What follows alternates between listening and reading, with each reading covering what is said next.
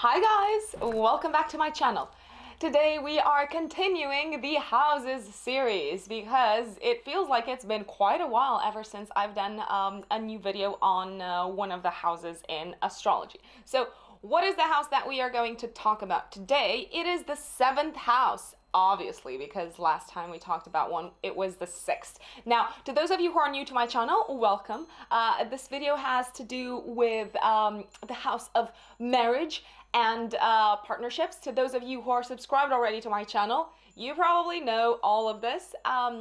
This is part of the houses series, and it is very advisable, I would say. It is recommended when you listen to one of my videos on this topic that you have your natal chart in front of you. There are loads of natal chart generators online for free. I will link one in the description box down below. It's hard. Tongue twister. All you need to do is put in your date, a time and place of birth over there, and your chart will be automatically generated. And then from the eastern horizon, from the most eastern point in your chart, go all the way to the other side, and that is where you will find your 7th house. Now, let us discuss a little bit about what the 7th house governs in astrology. So in general, as a pure 7th house energy, this house is governed by a Libra, which is the sign of partnership and diplomacy and mediation, but also equality and fairness. The 7th house is well known for being the house of marriage and contractual partnerships. It is also the house that governs business partnerships, and in general, it governs all relationships in which partners are equal. And also relationships that involve a contract, because if you've got a relationship that is not bound by a contract of any type, let's say you are with someone and you've been together and you're in a romantic liaison, I would say that is governed, that relationship is governed by the 5th house. If you are in a friendship relationship with someone and you're not bound by a contract, that would be covered by the 11th house. And last but not least, the 7th house also governs, in general, how you interact with others, how you relate to others, and the compromises that we have to do to make in life in order to make relationships function. Because at the end of the day, relationships are a lot about compromise and about listening to the other person's needs and wants and treating them as you would like to be treated in turn. Now, I know a lot of you will be very interested in hearing about the marriage aspect of it. So let us commence. Now, if you've got your sun in your 7th house, then I have to say the sun governs the area in which we like to shine in this lifetime, and it is very possible that your sense of identity and your ego is bolstered by the types of relationships that you are into. It is very possible that you will give a lot of importance to your significant other throughout your life, and depending on the aspects that are made by other planets to your sun, your self-esteem and your self-confidence might be very much dependent, and it might go through ups and downs. It can go through ups and downs depending on how the other person treats you. So it's as if you do not feel that you are you when you are not in a partnership. You definitely prefer being in a partnership than being by yourself. Now, if you've got your moon in your 7th house, I have to say, relationships in general for people with the moon here can have a very parental tone almost. So you can find yourself, and this can happen in turns. You can find yourself either in the position of the caretaker or of the person being looked after by their partner. One thing is certain. It is as if you need to be in a relationship with someone in order to feel safe and to feel secure. Your sense of security is very much dependent on the type of partnership that you are in, and you can be very attached and very much tied to your past and to partners that you have met a long time ago. It's as if that is the very one single person that you want to be with. Now, if you've got Venus in the 7th house, then this can also bring you financial benefits after you get married. It can mean that you can attract quite a bit of wealth through partnerships in your life. So not just through marriage, but also in business partnerships. And the business partnerships that you do decide to enter into might prove quite successful. Now, if you've got Mars in your 7th house, oh my days, I've got good news and not so great news for you. So first of all, it can mean that your partnerships will be very passionate, and you can bring a lot of energy into them, and you're very likely to fight for your partner, but you can also fight with your partner, not just for them.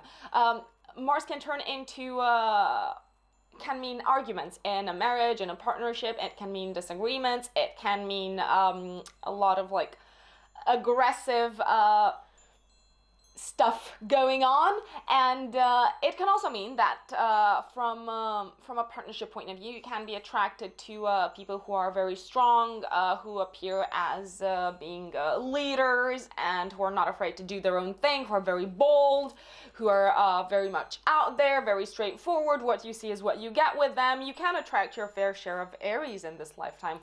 Let's just mention that. Now, if you've got Mercury in the 7th house, then this means that it's important for you that your partner will stimulate you from an intellectual point of view. You can be attracted to the chatty types, or to the types who have a wide variety of interests. Someone who is great at making small talk, but also talking about any sort of topic out there. And it is very possible that you can be attracted to those who have a youthful and fresh appearance, which is a very Geminian trait. Also, your partnerships, your business partnerships might be very successful if what you're trying to do is sell things, or what you're trying to do has anything at all to do with networking, communication, and transportation. Now, if you've got Jupiter in your 7th house, you are very lucky, and I mean it. What does that mean? Jupiter is obviously the great benefic, and whatever area it touches in your life / in your chart, it means that it's going to bring its lucky beings, its generous beings out there. It can mean that the partners that you are attracted to could be foreigners, or they could come from a completely different background, or you could meet them abroad whilst traveling. And it can also mean that you've got a lot to learn from your partner, and you enjoy being in the student position. You could be attracted to Sagittarians per se, or you could be attracted to people who are working in academia or come from an academic environment. Jupiter can also bring a multitude of options when it comes to partnerships, and I'm referring here to, let's say, marriage. You could have multiple marriages. I'm gonna put it out there because that is a potential outcome of Jupiter. Or you could very well attract a very generous partner, and you can find this trait to be very attractive in someone. Now, if you've got Saturn in your 7th house, first of all, if you're interested in marriage, it can be quite delayed in your life, because that is what Saturn does. It can postpone things. You might also be a little bit afraid of the whole idea of marriage. Or you might feel like it's something that you need to put a lot of effort into in order to make it work. However, when you are committed to someone, you're likely committed for the long run. In terms of potential partners that you're likely to gravitate towards, I would say the more mature types. There can be an age gap between the partners, but I would say that is a very traditional interpretation of Saturn in the 7th. I'm gonna go with the maturity card here, and what you want is a partner who you can rely on, a partner who is responsible, who is like your rock, a partner who is experienced, and that is obviously a very Saturnian trait. Now, if you've got Uranus in the 7th house, you might get married out of the blue, or you might get divorced out of the blue. Because Uranus is, after all, unpredictable. It can bring anything and everything. However, it's much more likely to manifest in you being attracted to people who are very progressive, who can be seen as quite eccentric, quite odd. Your choices of partners might not be very mainstream, very conventional, and people might be like, oh, is that who you're going to marry, Carla? It can also mean that your relationship with your partner can be quite inspiring, and it can help you evolve, and it can help your mind reach a higher level. You can actually inspire each other. Now, if you've got Pluto in the 7th house, then I would say it is very likely that the partnership that you do enter into, the marriage that you do enter into, or the business partnership, can transform you radically, can turn you into a completely different human being. It can have like a very impactful effect on you. You can be quite obsessed about the idea of marriage or about your partner, and the other way around, you can be quite possessive of them, and they can be quite jealous of you also. So it's all very intense when Pluto is involved.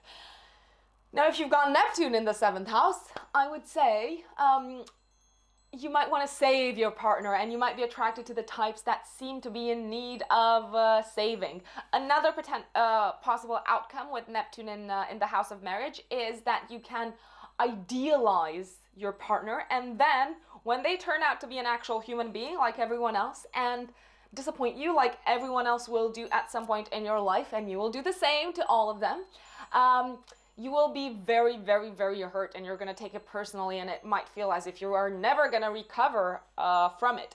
Another possibility is that Neptune here might make you want to meet that ideal partner that does not exist on this planet, and you might be in love with the idea of marriage, but not necessarily with the day-to-day side of it. And last but not least, you can be quite attracted to the artistic types, the musicians, the poets out there, the uberly romantic. So yeah, these are all very solid possibilities with Neptune in the 7th. Now, if you are interested in a love and relationships reading, guys, I have left a description box down below. This is the type of reading. I have left the address to my website in the description box down below.